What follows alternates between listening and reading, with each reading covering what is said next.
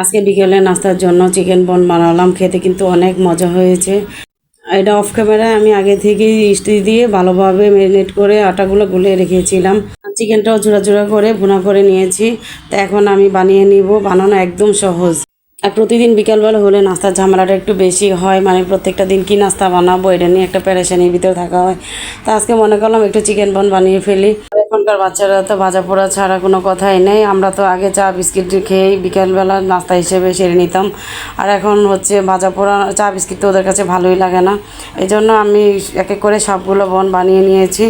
তো এই বনগুলো আমার বানানো হয়ে গিয়েছে, এখন আমি ডুবো তেলে ভেজে নিব। তো একদম মিডিয়াম লো আছে ভেজে নিব। চুলার আঁচ বাড়িয়ে দিলে হয় কি পুড়ে যায়, কিন্তু ভিতরটা কাঁচা থাকে। তো বনগুলো ভাজা হয়ে গিয়েছে, আমি এখন নামিয়ে নিব। দেখেন কালারটাও কতটা সুন্দর আসছে, আর এই বনগুলো খেতে অনেক মজা হয়েছে, একদম সফট হয়েছে।